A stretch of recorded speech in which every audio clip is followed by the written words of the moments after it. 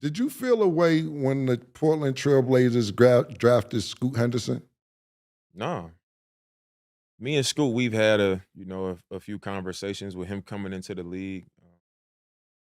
I that wasn't a deal breaker for me at all. I respect his game. I think in that position, he was the best player available. So that's what you got to do if you got the pick.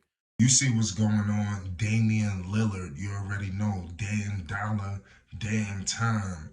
Listen, he was on Cameron and Mace's show. It is what it is. It was an epic situation. He spoke on a multitude of situations involving his whole scenario with the Portland Trailblazers. He was very quiet.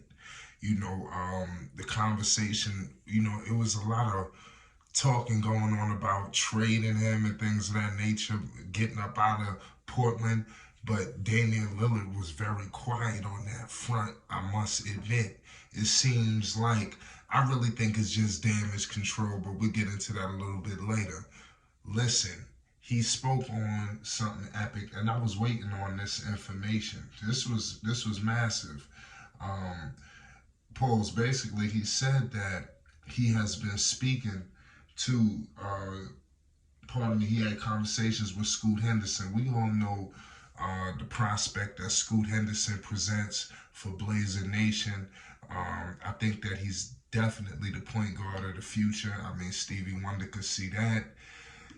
We didn't know where he was going to land. The Scoot Henderson scenario was crazy. At one point, we thought he was going to Charlotte. Reports were saying he was a lock, but clearly it was a curveball. The Charlotte Hornets went in a different direction. They went with Mr. Miller, and then we all know what happened. What I will give Damian Lillard credit for is he said that it wasn't a deal breaker, and also he said that Scoot Henderson was the best player available. And in that situation, you have to take that. The Portland Trailblazers isn't in the situation that you do is a situation like that. I think if they had the second pick in the draft, I think they would have took Brandon Miller, due to the fact of everything that Miller would have presented himself. I think that's a position that they could have used a lot more than point guard. But if you're looking at the future without Dame, then obviously Scoot Henderson makes a lot of sense. Now, he said that since he's came in the league, they've had a few conversations. He said they had a few conversations about him coming to the league. I'm pretty sure it was more than a few. Clearly, they're speaking, and that's something that the media don't really report on. All we're hearing is Miami this, Miami that. Dame wants out. What in the world is going on in Rip City?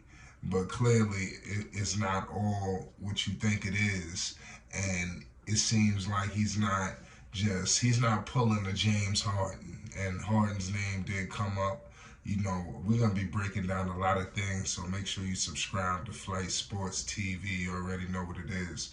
We're bringing an array of Cameron and Mace. It is what it is. This show has just went to another stratosphere at this point. When you discussing all of these different situations, they went from just independent, obviously, Cam and Mace, they put up their own, for this situation. And then you see what's going on with Underdog Fantasy. They came in, swooped in with the big bag. You see big suits, big ties. It's a different wave going on now. Now you bring a Dame on. You got AB. Listen, I mean, we're going to be going on for the next half hour or hour. We discussing all of the things that's going on. What it is, what it is. I definitely wanted to highlight that. And if you let me know in the comments section how you liking this show, and let me know how you liked this past episode with Damian Lillard. I thought this was definitely epic. I'm just ecstatic, for a guy like Cameron. Obviously, growing up, I rocked with Cameron more than Mace. Cam was just, like I said, the truth. You had the diplomats. I mean, listen, that's my era right there. So I love the longevity pause that Cameron is having. in sports now. Obviously his music, he just dropped a EP.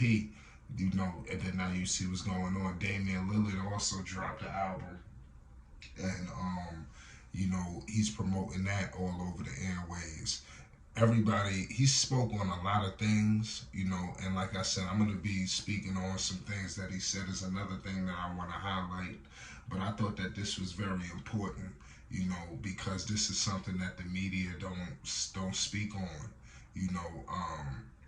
The Scoot Henderson Dame dynamic. If you looking at a situation, you know, obviously Damian Lillard is averaging 32 points per game. Last season, he shot 46% from the field, 37% from three, 4 rebounds, 7 assists, almost a steal a game. I like what I'm seeing from him. I think that now you have a formidable, backup for you, even when you're not on the floor.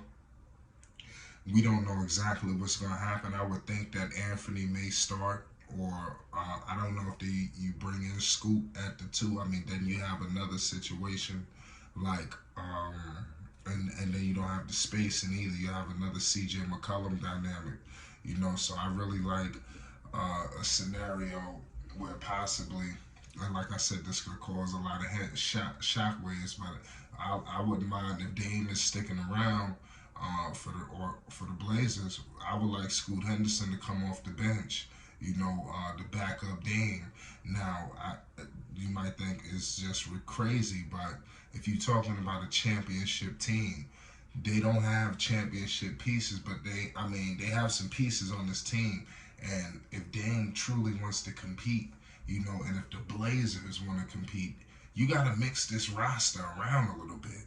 You can't just throw all your top guns out there. Obviously you're not going to step to Jeremy Grant and say, hey, can you come off the bench and be the 6th man? But can you speak to a Yusef Nurkic? Could you speak to possibly a Simons? Could you speak to a Scoot? You got Chris Murray, on this roster. There's some talent here. I like what I'm seeing. They let some people go.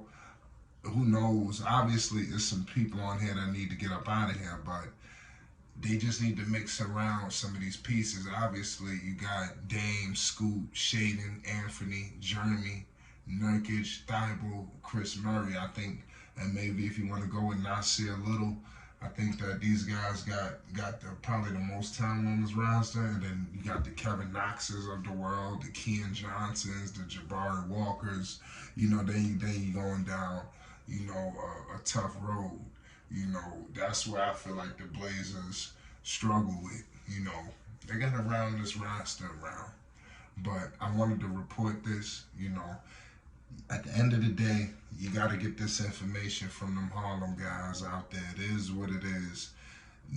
People might take their show for whatever it was in the beginning, but now this is breaking news, and there's nothing nobody could do about it. It's Flight Sports TV. Make sure you subscribe. Peace and love.